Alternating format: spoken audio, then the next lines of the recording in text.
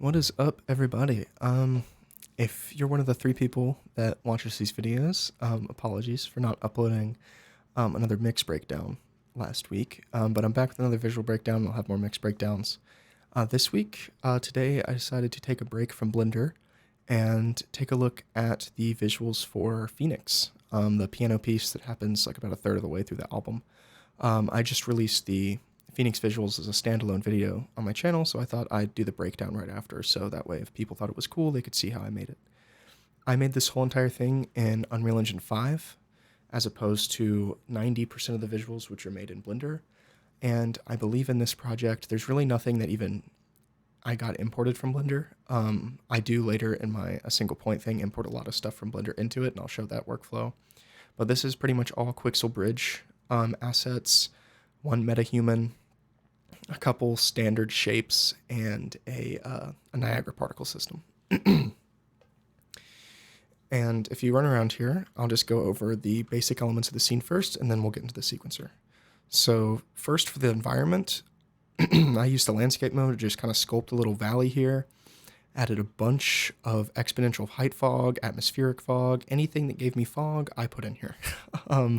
Because it likes to do a light fog, but I had to mess around with it to get this really heavy fog at the bottom.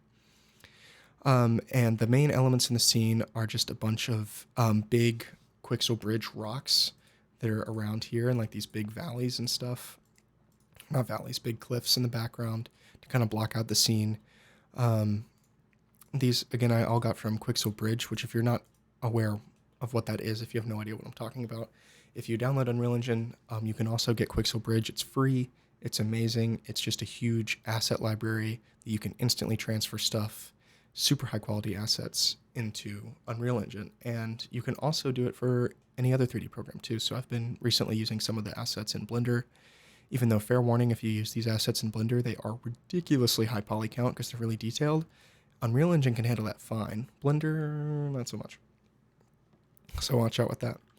And then the rest of these elements are also Quixel Bridge elements, but these have been painted on with the foliage mode. So I just ran around with the foliage brush and slapped around a bunch of weird statues and crosses and creepy stuff. And so that's kind of the environment. I worked a lot to get the sky looking good. Shout out to the atmospheric fog, because it got me this kind of color scheme. If you mess with like the Rayleigh scattering, you can get some cool stuff. Which, can you even see that? No, you can't. Let me scroll down. The Rayleigh scattering, that's awesome. And then kind of the hero elements, I guess you would call them, of the scene are, first off, this incredibly detailed sphere, which is just glowing. And then there is, later once I get to the sequencer, there's one metahuman, which is a metahuman of me. Thought that'd be fun to put in. And then one Niagara Particle system, which kind of carry the whole entire scene. So let's get into the sequencer first. Whoa, it's figuring out what to do. All right, so here's the sequencer for this project. It's pretty simple. I'm not really doing a lot in here. It looks like I am, but I promise I'm not. So I'll go over kind of the basic things I'm animating. So there's a light in here that I'm animating a bit. There's a sphere that I'm animating. There's my metahuman, which is up here. And then there's the Niagara system. And the main brunt of it is camera. This is all the camera stuff up here. So really what I thought carried this scene and made it look pretty good, at least to my eyes, is the camera work and the adjusting of the camera and post-process volume settings throughout the scene. So I have two cameras running in this scene. I have like an A camera and a B camera, and they basically just jump around to different points. And I use that so I could have one camera doing something, move the other one to somewhere else, then it could cut to a different section. And so I'll just scrub through it real quick, if you haven't seen it before.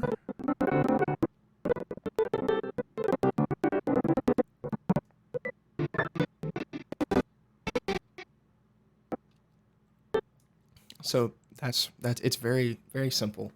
There's no like dramatic entrances of any new elements. There's no like environment changes, nothing like that. It's really just like one static scene that I just kind of manipulate the cameras to make it seem interesting. So let's go over the cameras and what I did with them first, because I think that's the most important takeaway from this video, if people can even learn anything from my nonsensical ramblings about random 3D softwares. Really what I'm messing with here, aperture, focal length, exposure, focus distance. Exposure and focus distance especially is what I'm focusing on. So here you see, let me find a good example of it. So here's a good example of like the exposure changing. So we go from this really overexposed image and you can't really tell what's going on, but then once the exposure darkens, boom, our main character is in frame and really in focus, and it's like the main element. So I thought that worked really well there. And then I just love the bokeh you get in Unreal Engine 5, like this 7-blade bokeh. It's wonderful looking. So yeah, a lot of out of focus stuff, and that helped with transitions between cameras as well, I thought too. Because if I play it from right here,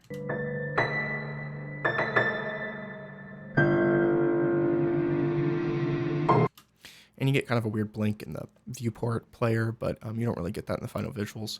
But I thought it helped kind of glue things together. So that's the camera stuff. Some other extra like movie looking settings I would recommend. I'd recommend 24 frames per second, which I've said before, and my Blender stuff. I would also recommend this fun aspect ratio, which is, let's see, 64 millimeters by 27 millimeters, or it's like, I believe, 1080 by 817 or 1920 by 817.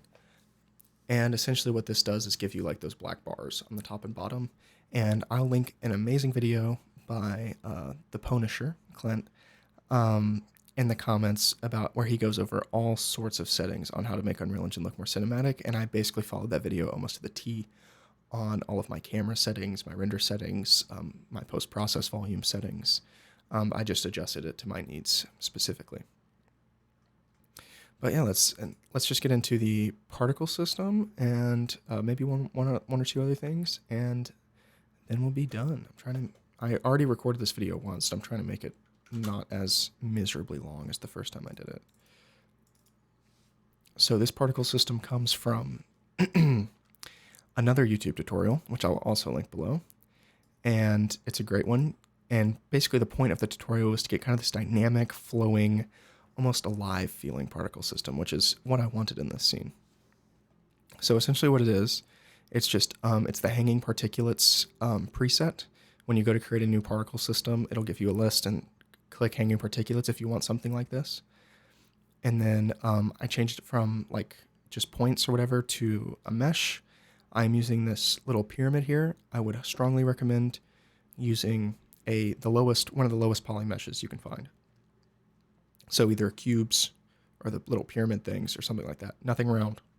I tried this with spheres and it did not end up well. And then I did a GPU compute sim because I didn't want to make my CPU catch on fire. And then of course you have to change the bounds to fixed because of that. And if you're doing a big scene and you want your particle system to always be in view in the camera for you to be able to actually see it, make sure to mess around with these fixed bounds a little bit, because I was having problems where my camera couldn't see the particle system, and it was just because of the bounds. So make sure to kind of screw with those until you get something that makes it so you can see it the whole time. And if you watch the video that I'm going to link to about this particle system, and you can see this in the comments though, you need to make sure that your mesh scale mode is set to uniform, or else everything will just disappear, because the tutorial is in Unreal Engine 4.27 and this is 5.1, and so make sure to have that set to uniform. And so there's just some like a slight ramp on the scale, and then after that it's pretty much just forces acting upon it. So you got some drag, wind force, point attraction, gravity, vortex, 2 curl noises, and that's pretty much it. I do a much better job of this type of particle system in the single point visuals, which I'll cover much later probably. So I'll go more in depth on the particle system when I get to that video, because I thought I got a much better result. This one worked for what I was doing, but I think that one is a lot better. But it's pretty much, you can play around with this all day with the forces and get all sorts of awesome effects. Mainly, I just wanted it to feel alive, and I think it did, so I was happy with it. Next element in the scene is just my little metahuman guy. I made him shortly before I made these visuals, and the workflow for that is essentially just polycam, do a head scan, bring it into Blender, clean it up, put it in Unreal Engine in a separate project, and then use the Mesh to Metahuman plugin, and then make the metahuman from there. And he doesn't look amazing up close. He doesn't look exactly like me, but from a distance, I thought he looked really good. So I just used him for this scene for like the main character. Yeah, and that's literally it. Like it's like I mentioned, it's not that complicated of a scene. I really enjoyed using a reflective material on this particle system because, as you can see, if you saw it in the preview viewport of the particle system like menu or like area, you saw that it was literally just silver. And so having all this fog and these lights really helped it come alive and like dynamically change over time, because if you just move the lights, the whole look of the particle system changes. So I thought that was really cool. But yeah, that's everything in this scene. If you want any like clarification on anything, just let me know. I'm happy to answer any of your questions you might have, if you even have any questions. I know I'm not really doing like a super in-depth, like you do this, then you do this, then you do this. Like these are not really tutorials, they're more like overviews. One final thing, when I rendered this out, I feel like I did it at way too high of settings. It took forever. It took me a little over 8 hours for 3 minutes and 15 seconds. And that is on a RTX 2070 Super and a Ryzen 9 5900X. So those are the specs for the computer, and I think 32 gigs of RAM. So it took me 8 hours just for 3 minutes and 15 seconds. So I'd recommend, if you're doing anything with the anti-aliasing, I set mine to 64 temporal substeps. Don't do that. At least unless you really, really want to, or you have a beast of a computer. I'd set it at like 16, and it's going to look almost identical and render like in a fraction of the time. So I recommend that strongly, or even 8 steps. Honestly, you can get away with 8.